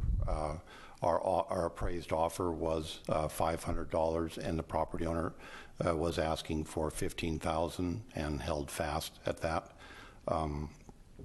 We were anticipating and had appraised approximately 27 square feet for permanent easement. So we were able to redesign around that. On the second parcel, it's identified as parcel 26. The property, title to the property was involved in the settling of an estate. We anticipated the estate to settle. The estate hasn't settled. We're having a little bit of difficulty. They're having difficulty resolving title to the property and settling the estate. It doesn't appear that the estate's going to be settled by the time our project needs to move forward, so we've designed around that parcel also. So. Thank you. Very thorough. Any questions or comments? Thank you. Sure. All those in favor vote aye. Aye. Aye. The resolution is adopted. All right. Thank you. R7, public hearing and first reading of ordinance amending MCC chapters 11.15, 33, 34, 35, and 36 relating to dark sky exterior lighting requirements and associated amendments to the sign code. So moved. Second. Commissioner McKeel moves. Commissioner Bailey seconds approval of the first reading. Hi, good morning, Chair Kafori. Good morning, Commissioners. I'm Adam Barber, Senior Planner with Multnomah County, and I'm joined by Michael Serbone, Planning Director with Multnomah County. And we are here with the first code amendment package that implements the comprehensive framework plan. As the board likely recalls, that was a very big project for the community and for us, which was recently adopted. And specifically, one of the policies that the community asked that we bring to the forefront, start working on code amendments, deals with minimizing nighttime light pollution from exterior light fixtures. The community wants access to the nighttime stars, views of the stars, just as the community expects access to clean water and clean air we heard about in a previous presentation. We've heard this desire from the community. And this approach is presented to you through the code amendments this morning. The code provides a more geographically holistic approach to regulating exterior lighting fixtures. We currently have regulations in place in certain zoning districts in the county for new lighting fixtures to be shielded so that the light is directed down and not cast upward into the sky. This project applies that concept countywide. The strategy behind this project is actually quite simple. And the reason is that solving the problem of light pollution is quite simple. All you need to do is to shield the light bulb so that it directs the light downward. And as a general rule of thumb, just to understand the problem that we're talking about, is if you can see a light bulb from distance, it's generally contributing to glare and nighttime sky pollution. And so what the regulations do is that they require for any new exterior light fixtures that are associated with a development permit that they need to be shielded with opaque material so that the light is directed downward onto the property. And additionally, any existing lighting fixtures on a property must also meet this shielded and directed downward set of regulations when a building is being expanded by more than 400 square feet, which is a very common trigger in our code in other areas. And we spent most of the time with our Planning Commission discussing exemptions. And we have crafted a number of exemptions to provide flexibility in different circumstances. One example is low-intensity lighting for pathways and for stairs. We heard concerns from the community that they want to make sure that they can walk around their property safely, as well as temporary holiday lighting exemption for emergency response lighting, and then also lighting required by another agency. For example, ODOT may need some sort of a lighting for a transportation project. That's fine. The FAA may need lighting on top of a water tower or a cell phone tower for safety reasons. That's fine. And so we have that crafted into the exemptions.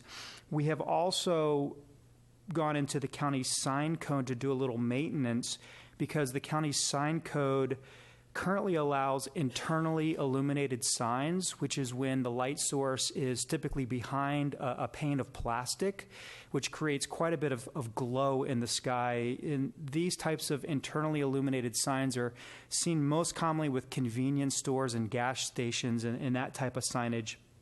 The regulations would require for new signs moving forward to direct the light downward onto the sign face, which helps preserve the rural character. And that desire to preserve the rural character was identified by the community and actually adopted into the vision of the comprehensive plan. And this is one of those ways that we can do that. I'm also obligated to relay that we also heard a desire from the citizens for Multnomah County leadership to advocate for these kinds of solutions to neighboring jurisdictions, because this nighttime light pollution issue, it's not unique to Multnomah County, rural areas where these regulations would apply. It's also applicable in the city of Portland, city of Gresham, Washington County, and this is really a regional issue. This light pollution can travel up to 100 miles, and so ultimately our community would love to see a more holistic approach region-wide. But this is the first step. That's the ask in front of you this morning, is to adopt these dark sky regulations. Great, thanks, Commissioner. Thank you, Chair. Thank you. Thank you for this proposal. And you said it came out of the updated comprehensive plan? Absolutely. It's one of the specific policies. That we're already, yeah. I would like to propose an amendment to this new land use regulation. And I know this has been discussed, and I appreciate parts of it have been discussed, and I'm happy to forward this valuable change. You need to make a motion? Oh, I don't know. Yeah. Do you want to hear it, or do you want me to make them? You can present it, and then that's your motion, and then we'll need a second. I think it's important in crafting these new regulations to help further the dark sky initiative that we also include just one more exemption.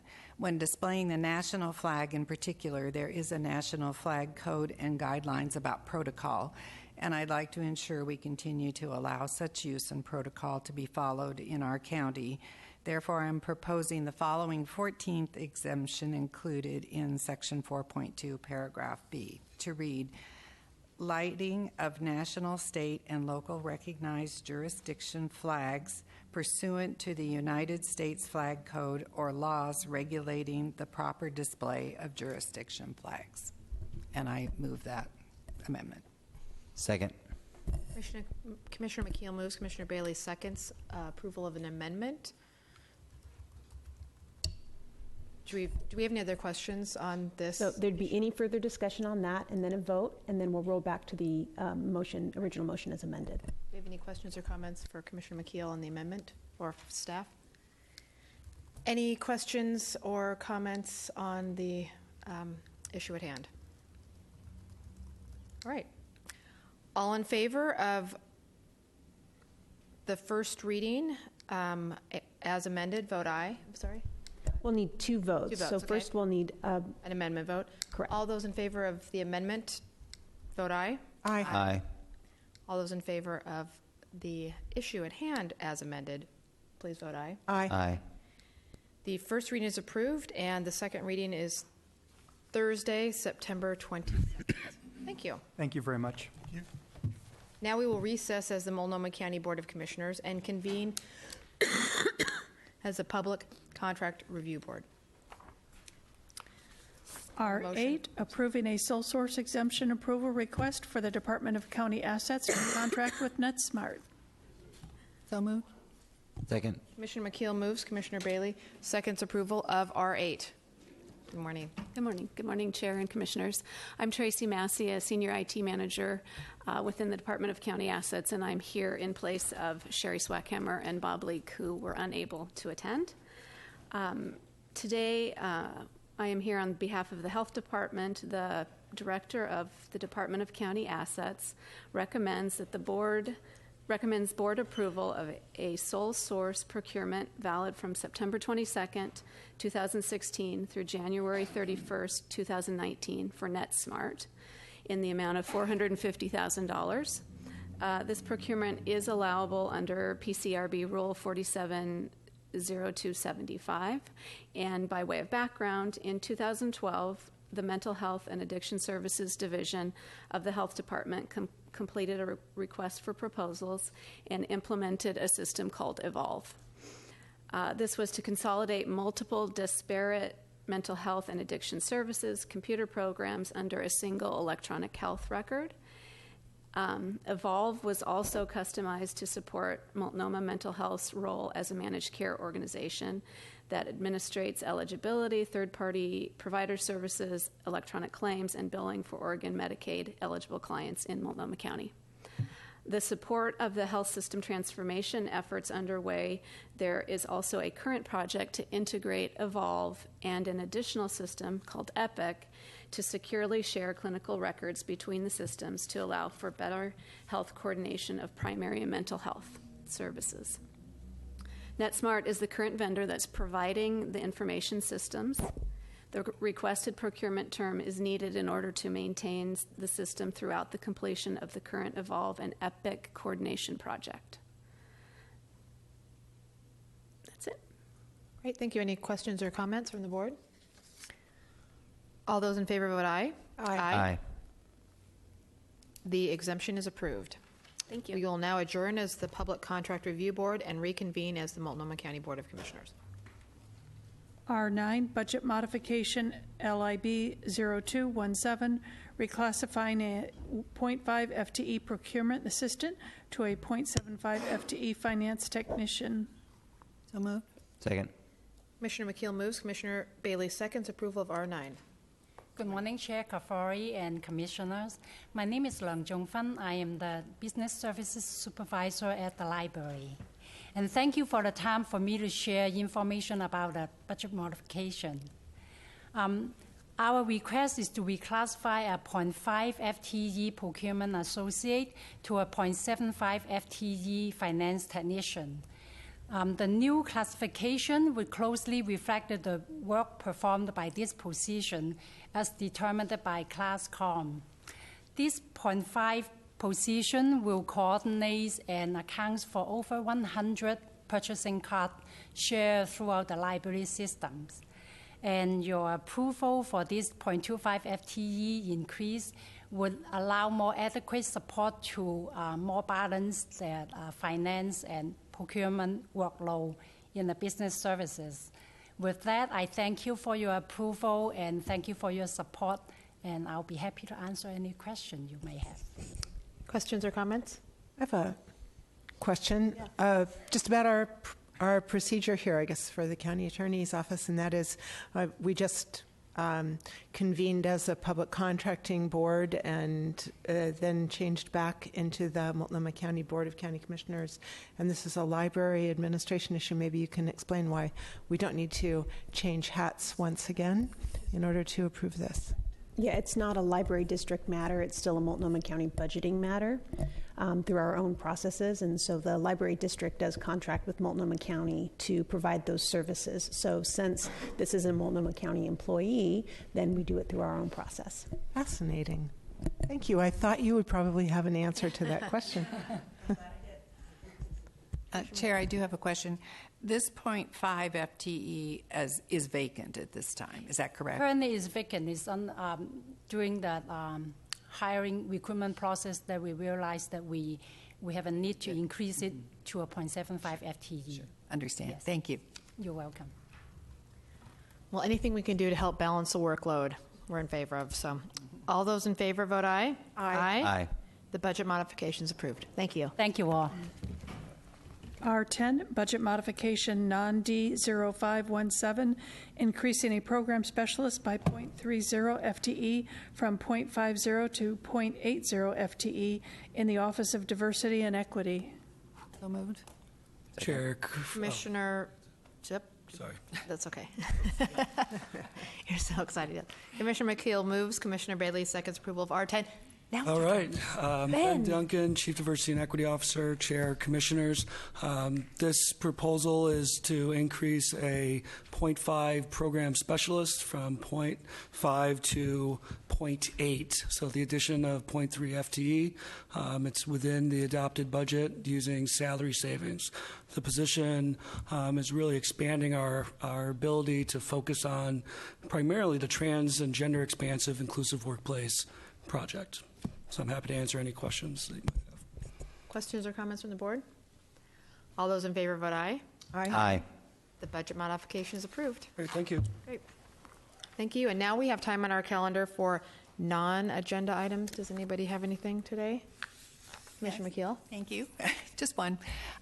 Just to let everyone know that the Gorge Express, which has been amazingly successful as an alternative to congestion on the historic Columbia River Highway, which was implemented as a pilot project by our Regional Solutions Collaborative, will be ending on September 25th.